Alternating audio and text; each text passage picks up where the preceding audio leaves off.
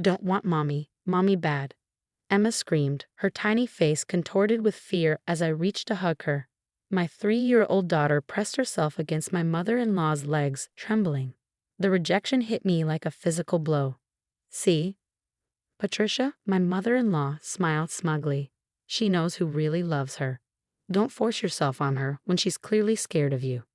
My name is Olivia Parker, and 6 months ago, my daughter stopped loving me. It happened so gradually, I almost didn't notice at first. Small things. Emma not running to greet me after work, refusing to let me read her bedtime stories, crying when I tried to hold her. I told myself it was just a phase, that toddlers go through periods of preferring one caregiver over another.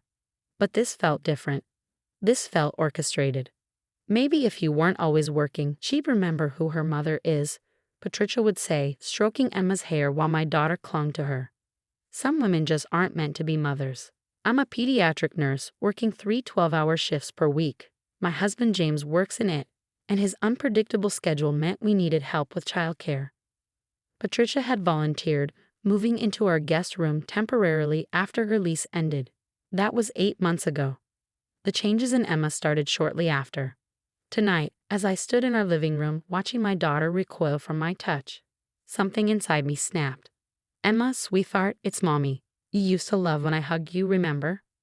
No. Emma shrieked. Grandma says you're evil. You hurt me. The room went silent. James, who had been absorbed in his laptop, finally looked up. What did you just say, princess? Patricia quickly scooped Emma up. She's tired, aren't you, sweetie? All this drama is upsetting her. I'll put her to bed. Like hell you will, I said, my voice shaking. Emma, what does Grandma say about mommy? But Patricia was already hurrying upstairs, whispering in Emma's ear. I turned to James, who looked uncomfortable. Did you hear what she said? Your mother is poisoning our daughter against me. Liv, come on, James sighed. Mom's been a huge help with Emma. Maybe if you spent more time with her instead of picking fights.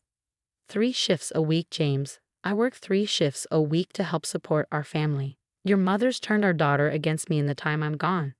He shook his head. You're being paranoid. Mom loves Emma. She'd never. I didn't let him finish. Instead, I pulled out my phone and played the recording I'd made earlier that day. I hadn't meant to eavesdrop, but I'd forgotten my phone in Emma's room during nap time. The audio capture was crystal clear. Sweet girl, you know mommy doesn't really love you, right? Patricia's voice crooned. She leaves you all the time because she doesn't want you. But Grandma's here. Grandma's your real mommy now. Remember what I told you? Mommy is evil. She wants to take you away from Grandma. James's face went pale as the recording continued, capturing his mother methodically turning my child against me. When it ended, he sat there in stunned silence. That's not possible, he stammered. Mom wouldn't? I have more, I said quietly. I started recording after Emma had a meltdown last week when I tried to take her to the park. I knew something wasn't right. I played another clip, this one from 2 days ago. Good girl, telling mommy no. You don't want her hugs. They're bad hugs, remember? Grandma's hugs are safe. Mommy just pretends to love you. Stop, James whispered. Please stop. Footsteps on the stairs made us both look up. Patricia stood there, her face a mask of concern. Emma's finally asleep, poor thing. Really, Olivia, you need to learn to respect her boundaries when she says no too. The sound of her voice, that fake sweetness, made my blood boil. Like you respected boundaries when you systematically taught my daughter to fear me? Patricia's eyes widened in fake innocence. I don't know what you're talking about. James, your wife is obviously having some sort of episode. Save it, Mom, James cut her off. We heard the recordings. The change in Patricia's demeanor was instant. The sweet smile vanished, replaced by something harder, colder. You're recording me? In my own home? This is our home, I corrected her, where you've been systematically abusing our daughter by turning her against me. Abuse? Patricia laughed, but there was an edge of panic in it. I've done nothing but love that child while you gallivant off to work, leaving her with virtual strangers. I'm her mother. A mother who's never here. Someone needed to step up to give her real love. Get out. James's voice was quiet but firm. Pack your bags and get out of our house. Patricia stared at him, mouth opening and closing like a fish. You can't be serious. After everything I've done for you, for Emma. Everything you've done? James stood up, his hands shaking. You've traumatized my daughter and emotionally abused my wife. Get out. I watched my mother-in-law's face contort with rage. Fine, she spat, but don't think this is over. Emma needs me. You'll see, she won't survive without me here. As Patricia stormed upstairs to pack, I sank onto the couch, tears finally falling. James sat beside me, his head in his hands. I'm so sorry, he whispered. I should have seen it. Should have believed you. It's not your fault, I said, though part of me wanted to scream that yes, it was. He should have noticed, should have stopped it sooner. But right now, we had bigger concerns. James, what she's done to Emma. Our baby needs help. He nodded, pulling out his phone. I'll start researching child psychologists tonight. We'll find someone who specializes in parental alienation. A crash from upstairs made us both jump. Then came Emma's terrified scream, Grandma, want Grandma. As we raced upstairs, I knew this was just the beginning. Getting Patricia out of our house was the first step, but undoing the damage she'd done to our daughter, that would be the real battle. And I was ready to fight. It took 3 stressful days and dozens of phone calls to find the right child psychologist. We finally found Dr. Sarah Martinez, who was kind and gentle. She had experience helping kids who had been emotionally manipulated. Her office was calm and cozy, filled with toys and soft colors. It felt like a safe place, unlike our home lately. The past few days had been awful. Emma had been having more tantrums since Patricia left. She refused to eat anything I made or let me help her get dressed or brush her teeth. Every time she pushed me away, it broke my heart. During our first session, Dr. Martinez sat near Emma, who was playing quietly with a doll, sitting as far away from me as she could. Has Grandma hurt you, sweetheart? Dr. Martinez asked gently. Emma held the doll tightly and replied, Grandma loves me. Mommy hurts.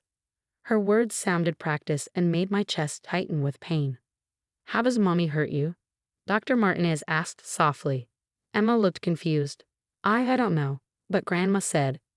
Dr. Martinez nodded and wrote in her notebook. What else did Grandma say about Mommy? As Emma repeated the awful things Patricia had told her, I squeezed James's hand so tightly it hurt. Everything became clear. Patricia had been slowly turning Emma against me. Mommy leaves because she doesn't want me, Emma said. Grandma says only bad mommies leave. Do you remember doing fun things with Mommy? Dr. Martinez asked. Like going to the park or reading books. Emma hesitated. I don't know. That's because your mother-in-law has replaced your happy memories with fake ones, Dr. Martinez told us later, after Emma fell asleep. This kind of manipulation is common in cases like this. James's voice shook as he asked, How do we fix it?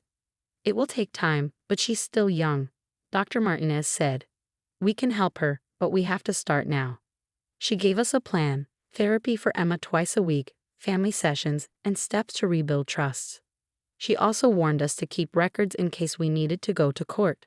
Your mother-in-law's behavior counts as psychological abuse, she said, and because of her threats about Emma not surviving without her, we have to protect your family legally. That night, while James started paperwork for a restraining order, my phone buzzed with texts from Patricia. Emma cried for me all night, didn't she?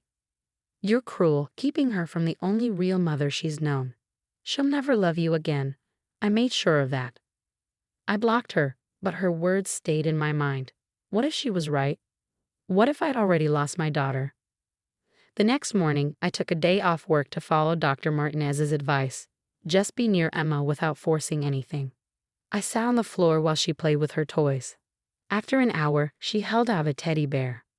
Bear is hungry, she said. My heart jumped. It was the first time she talked to me in months. Would Bear like a pretend sandwich? I asked. Emma nodded but quickly looked away, like she remembered she shouldn't talk to me. But it was something. A start. Later that day, Patricia showed up without warning. James was busy in his office, and Emma was asleep upstairs. I opened the door before she could ring the bell.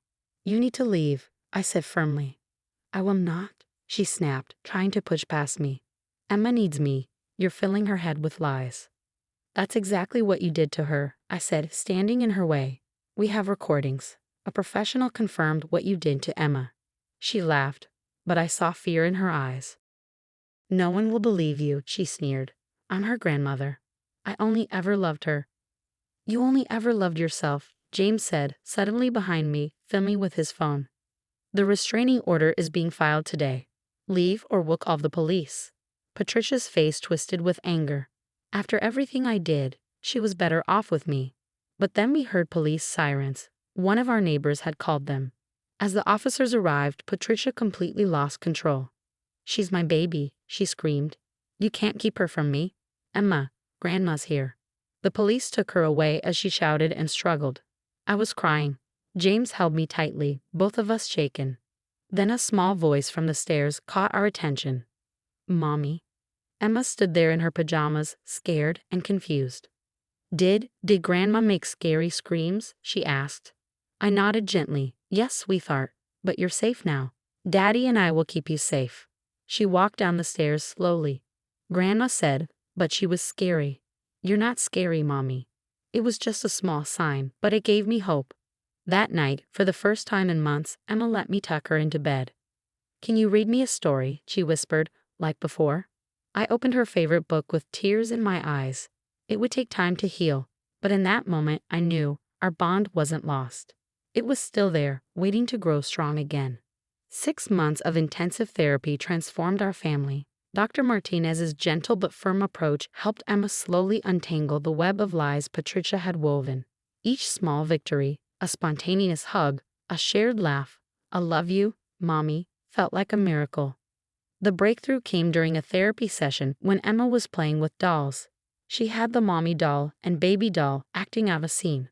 Mommy has to go help sick children, Emma narrated, making the mommy doll walk away. Then she paused, her face scrunching in thought. But she comes back, because she loves baby. Dr. Martinez caught my eye smiling. Emma was finally beginning to understand that my work didn't mean abandonment. That love could exist even when we weren't physically together.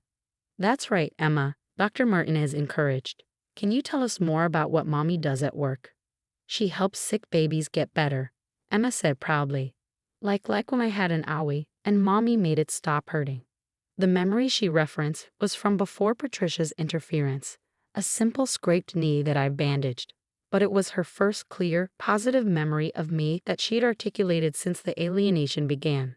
I fought back tears as Emma continued playing, now having the mommy and baby dolls hug and laugh together. James squeezed my hand, his own eyes wet. The legal proceedings against Patricia moved forward. The recordings, combined with Dr. Martinez's professional documentation and Emma's eventual testimony through play therapy, built an insurmountable case. The restraining order became permanent and Patricia faced charges of child psychological abuse. One evening, as I tucked Emma into bed, she asked the question I'd been dreading. Why did Grandma make me scared of you? I sat on the edge of her bed, choosing my words carefully. Sometimes, sweetheart, people do wrong things because they're hurting inside. Grandma, she forgot that mommies and children need each other. She tried to keep all your love for herself. Emma thought about this, hugging her favorite teddy bear. But my love isn't just for one person, right?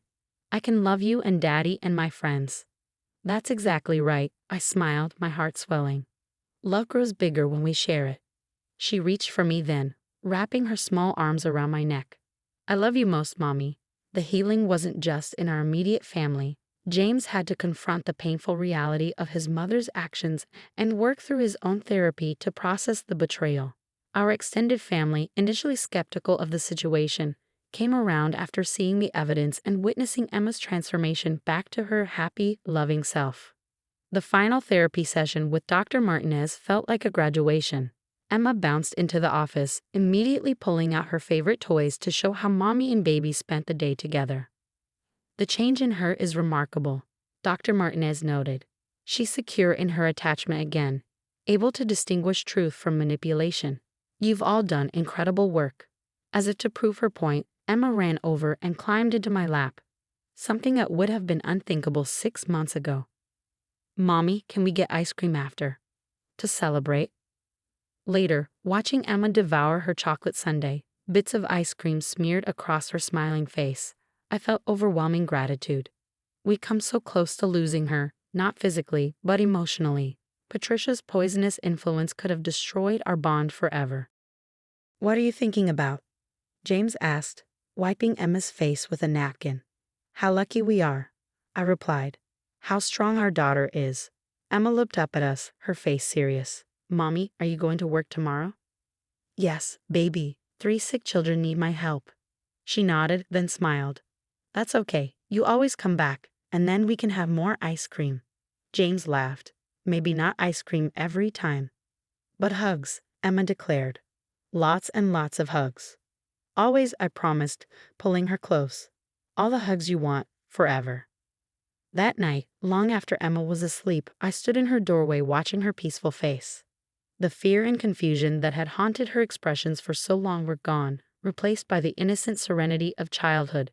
Patricia's last attempt to contact us had been a letter, filled with justifications and blame. We turned it over to our lawyer, unopened. She wasn't a part of our story anymore. Our family had emerged stronger, our bonds tested but unbroken. Emma's capacity to heal, to love again despite the trauma inflicted on her young mind, amazed me every day. As I closed her door softly, I whispered the words that had become our nightly ritual. Sweet dreams, my brave girl. Mommy loves you to the moon and back.